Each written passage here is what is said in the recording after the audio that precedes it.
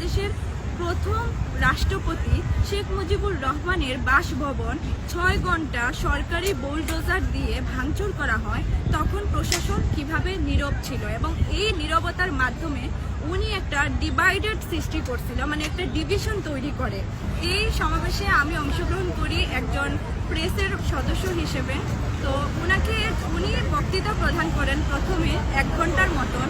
উনি বাংলাদেশের পরিস্থিতি, বাংলাদেশের রাজনীতি, বাংলাদেশেতে ওনার কিভাবে ওনার আগমন হয়, উনি বাংলাদেশকে কিভাবে নতুনভাবে রিফরমেশন করবেন, তো উনি সেখানে বাংলাদেশের কিছু কি পয়েন্টস নিয়ে কথা বলেন, যার মধ্যে প্রথম ছিল রিফরমেশন।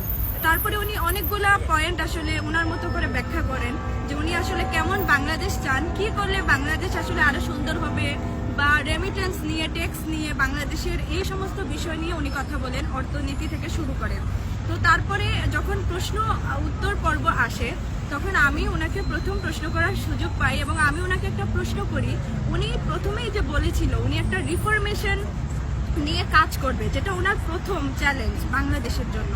তো তখন আমি ওনাকে ওই রিফরমেশন এজেন্ডা থেকে একটা প্রশ্ন করি, যে যেখানে উনি ঢাকায় ৮ আগস্ট ২০২৪-এ এসে উনি প্রথমেই বলেছিলেন যে আমার মেইন চ্যালেঞ্জেস হচ্ছে বাংলাদেশের সবাইকে ঐক্যবদ্ধ করা।